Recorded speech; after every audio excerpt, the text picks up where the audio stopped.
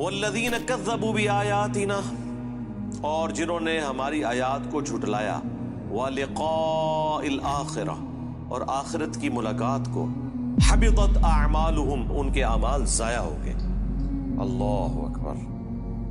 یعنی کوئی اگر انہوں نے دنیا میں نیک کام، اکثر لوگ پوچھتے ہیں جی فلاں غیر مسلم میں بڑے اچھے کام کر رہا ہے، جی دنیا میں اللہ اس کی تعریف کروا دے گا، آخرت میں اس کے لیے کوئی اجر نہیں ہے جس نے اللہ ہی کو نہ پہچانا۔ یار ایک شخص نے ہاتھیوں پہ 40 سال لگا دیے،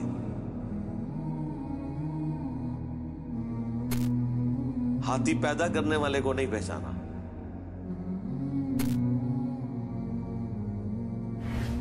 کروکوڈائل کے اوپر 30 سال صرف کر دیے، اس کی عادتیں بھی نوٹ کی، ایک ایک چیز، ایک ایک سین کو فلمانے کے لیے کئی کئی ہفتے کیمرے لگا کے رکھے، لیکن اس طرف اس نے توجہ بھی نہ کی کہ اس کو کسی نے بنایا ہے، تو اس کا انجام ایسے ہی ہونا چاہیے۔ لوگ کہتے ہیں جناب 60 سال کی شرک والی زندگی کے اگینسٹ ہمیشہ کی جہنم کیوں ہے؟ جی ہمیشہ کی جہنم ہی ہونی چاہیے۔ دنیا میں اگر کوئی چیز اگنور نہیں ہونی چاہیے تھی نا تو وہ خدا کی ذات تھی۔ آپ خود لاجیکلی دیکھ لیں، یعنی دنیا میں جیسے انسان شعور سنبھالتا ہے تو وہ سوچتا نہیں ہے میں کہاں سے آیا ہوں، مجھے کس نے بنایا، اگر اس نے بنایا تو کیوں بنایا۔ میں تو کہتا ہوں سارے کام چھوڑ کے زندگی کا صرف ایک کوسچن ہونا چاہیے کہ مجھے میری مرضی کے بغیر کس نے پیدا کر کے اس پلانٹ ارتھ کے اوپر چھوڑ دیا۔ پہلے تو میں اسے تلاش کروں، باقی کام تو چھوڑ دو۔ جیسے کسی شخص کو سمندر میں پھینک دیا جائے نا تو اس کا پہلا اور آخری مقصد یہ ہے کہ میں تیر کے کنارے تک پہنچوں۔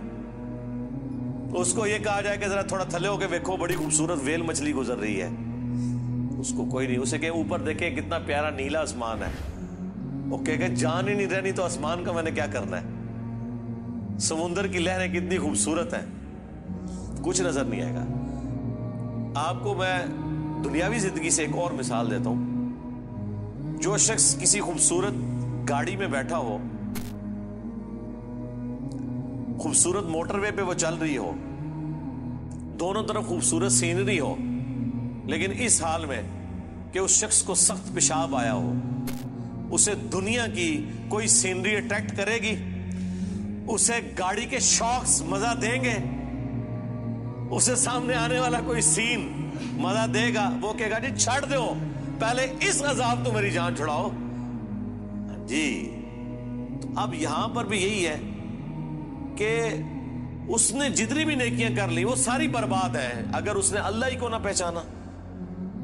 کیونکہ اگر دنیا میں کوئی ہستی جسے پہچاننا چاہیے تھا، اندازہ کریں لوگ اپنے ماں باپ کے نام یاد کرتے ہیں، ماں باپ کو تو پتہ بھی نہیں تھا کہ ہمارے ساتھ کیا ہونا ہے، یہ تحفہ مسلط ہو جانا ہے ہم پہ۔ ماں باپ نے تو آپ کو پیدا نہیں کیا، ماں باپ کا تو تعارف ہے، لیکن جس نے پیدا کیا اس کی طرف انسان زندگی میں توجہ نہ کرے تو ایسے انسان کی سزا پھر ہمیشہ کی جہنم ہی ہونی چاہیے۔ یہ لاجیکل ہے، یہ جرم ہی بہت بڑا ہے۔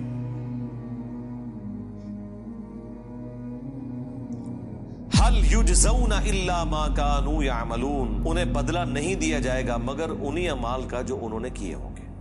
یعنی جس نے اچھے اعمال کیے ہیں اچھے عقیدے کے ساتھ اس کا انجام اچھا ہوگا، جس نے برے اعمال کیے ہیں اس کا انجام برا ہونے والا ہے۔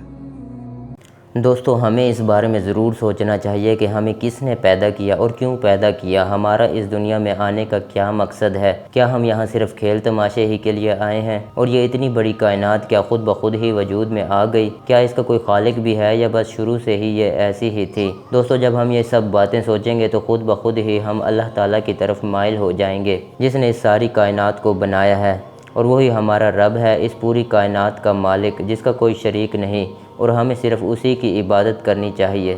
تو دوستو آج کے لیے اتنا ہی، انشاءاللہ جلد ہی ملیں گے کسی نئی ویڈیو میں، تب تک کے لیے اللہ حافظ۔